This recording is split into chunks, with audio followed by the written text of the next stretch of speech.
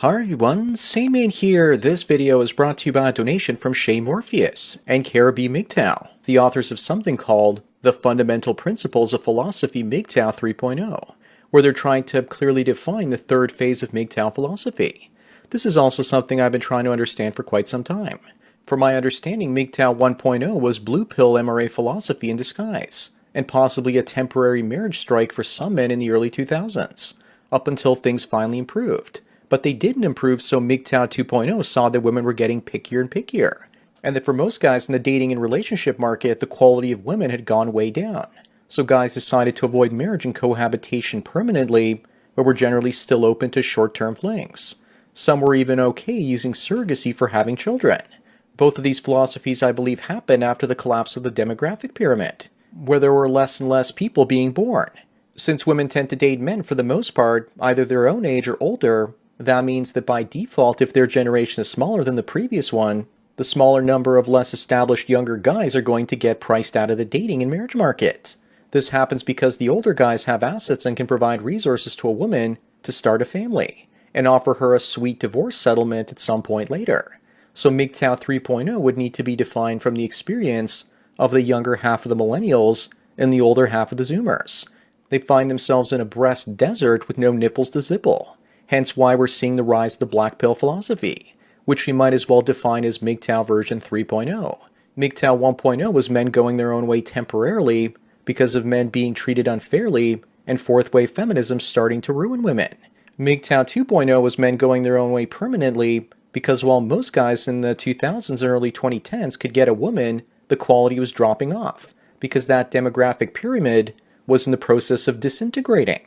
Mgtow 3.0 is men being sent their own way without their consent or choice, hence why they're called incels. All three of these trends are tied to shifting demographics. All three of these things organize themselves organically. So Morpheus trying to define something by force will not work, because it has to come from the grassroots. I'll discuss more in a moment, but let me first tell everyone about today's sponsor, OK to Be Cliche. This website has Flintstone-inspired mugs as well as Manosphere merch like Alpha's Lay and Beta Pays, or I Get Around, where we see a Stone Age baby daddy going his own way. There are over a dozen designs to choose from, like this one with the female incel, with a forced chastity belt. If you're thinking of getting married, yabba dabba don't. But if you're thinking of getting one of these for your office desk to piss off Betty the office thought, then yabba dabba do. Sponsor link is down below. Anyways, now back to the piñata made to look like a man being beaten by Brazilian feminists' Clown World show. Morpheus, you say that one of the fundamental problems with Mgtow philosophy is that many guys were in it for attention or looking for economic profits. So this meant there was a lot of misinformation out there. You're correct, but after YouTube demonetized most channels and throttled them down, this problem seems to have solved itself. The goal of your manifesto is to provide more accuracy about the philosophy and create something that stands the test of time. But I don't think you can actually do that, as demographics are always shifting. Plus, from what I've read, it sounds like most of the manifesto is about clearing up things from the past instead of presenting new information that would be as groundbreaking as the marriage strike in the year 2000, or men walking away from relationships and marriage permanently in 2010. I think that in 2020 in the West, as I've mentioned, it's women that have sent men packing. Maybe in the Latin-speaking world, the demographic collapse isn't as bad yet. I think you're 7 or 8 years behind us and therefore haven't seen the rampant growth in incels there yet. But in 2014, that was the year that the birth rate in Central and Latin America as a whole started dropping below replacement. That also includes the Caribbean. North America hit a below replacement fertility level back in 1973. I think that black pill philosophy is spreading because of women's high standards and their willingness to share the top men instead of settling down for simp scraps. I started realizing this a few years ago, and even Stardust, who you mentioned in your manifesto, has been making tons of black pill videos over the last 6 months.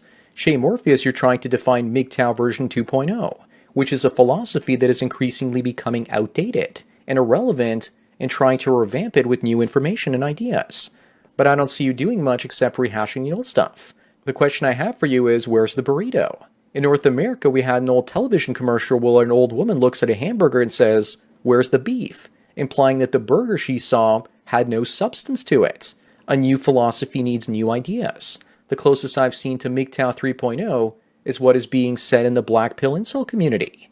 It has become popular and growing because of demographics replacing the available number of women for an increasing number of men.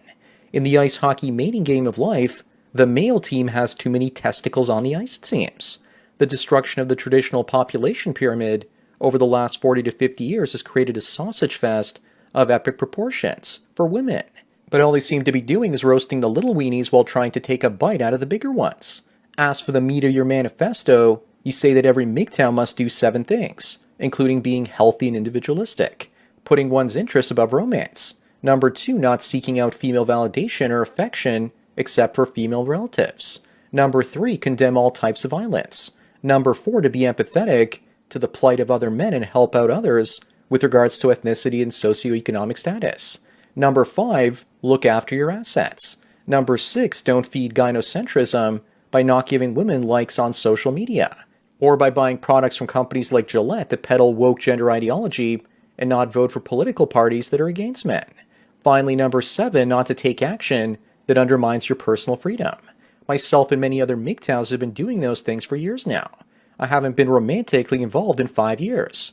Up until a year ago, I still seeked out female validation, but I stopped because I now found it annoying. I'm not a violent person and would only consider it something I might do if there were forced jabs. I'm empathetic to men, and MGTOW 2.0 is great because it unifies men from all different racial and social backgrounds with our common women problems. Every MGTOW content creator I've been speaking to, and most guys in my coaching calls, are looking after themselves financially and stacking assets. Most of us have also stopped going on most social media and giving women validation that way. There's also a boycott of Procter & Gamble, the company that made those anti-Gillette commercials. Most men in general are already voting for right-leaning parties instead of those that are man-hating ones on the left. Shay Morpheus, you're describing what many guys have been doing now for 5 to 10 years. I'm glad you're coming to these realizations and want others to do the same, but you're describing what has already happened instead of what is yet to come. The black pill community is describing what is here right now in the West and is just starting in the Latin-speaking world. But what happens after that? I predicted back in 2014 that MGTOW channels in the future would be entertainment-based, and that happened in 2017 and 18. So where do I see MGTOW in 5 years or 10 years? It will still be here and bigger, but just smaller in size relative to the black pill incel community. A small number of incels will work on themselves, gain access to women's gashes, and then figure out that those women are low quality, and then choose to go their own way instead. Some MGTOWs might become poor and old, and as a result they might find themselves becoming incels too. Society as a whole is going to be taking one pill or another. The top 10 or 20% of guys will basically be blind and blue-pilled, because they'll get action. 30% will be red-pilled MGTOWs, and 50% will be black-pilled. As long as the fertility rates continue falling, this will continue. If or when they go into reverse, then you'll see more blue-pilled men and fewer red-pilled and black-pilled proportions of the male population. Shay Morpheus, you say in the document you sent me that it does not cover all the knowledge about the MGTOW 3.0 philosophy, but rather provides a theoretical basis. I would be interested in hearing your take on MGTOW 3.0 and what it has to offer exactly. You mentioned TFL or True Force Loneliness, but I'm not sure if you understand that TFL is just another old name for incels. You mentioned that TFLers are free to adopt the MGTOW way of life. I advocated for that a long time ago because it's more empowering to lie to yourself and tell yourself, you know what, I'm going to walk away from women before they have a chance to walk away from me first. Meanwhile, the women are already gone, and what you have is just cognitive dissonance. In this case, for guys, isn't a pleasant lie better than a bitter incel truth? I now believe that the only way to rebalance the situation is either to return to a more traditional population pyramid, and in doing so rebalance the number of women and men that are available, creating a situation where men are once again scarce. But I don't think that's going to happen, and fertility rates will just keep on falling. So the only way to solve the problem of too many men chasing too few women is through MGTOW technology, which would be version 3.0 or version 4.0 as far as I'm concerned. A scarcity of women for dating and marriage is creating the manosphere. Feminism is a product of women having too many men to choose from, so they devalue us and treat us poorly. If there was a plague that wiped out 80% of the men out there, then women would respect men again, and walk around on eggshells around us to get some love, sex, and validation.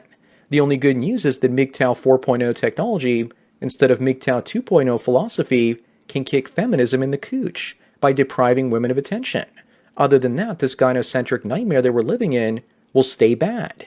Shay Morpheus, it's great that you want to build a new philosophical framework on top of MGTOW 2.0 philosophy. but I can't really give you my opinion on the philosophy because you haven't shared your new ideas yet, instead of just rehashing the old ones. Please send me your conceptual framework and I'll take a look at it. Maybe Karabi Mgtow 3.0 has some of these ideas, but I can't understand his channel because I don't speak Spanglish. So maybe get someone to create a video explaining Mgtow 3.0 in English to get the ball rolling. As far as I'm concerned, the Black Pill community has the excitement that Mgtow had about 10 years ago. They're younger and don't have as much pre-existing bias based on their past experiences.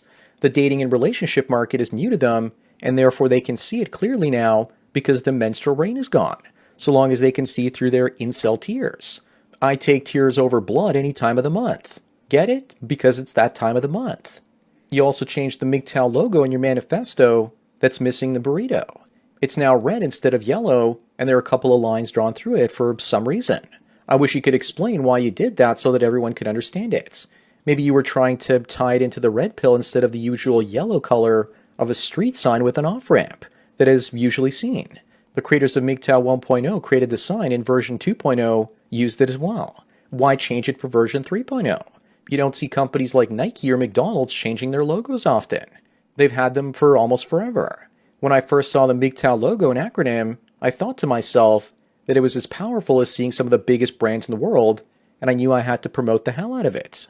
Even YouTube recognized the power of the brand and just decided to demonetize it completely. A symbol is a powerful thing. So why are you messing with a symbol unless you have something even more powerful to add to it?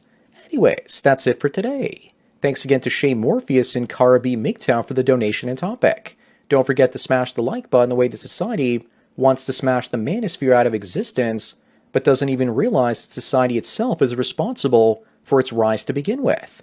Bang the bell and check out the mystery link.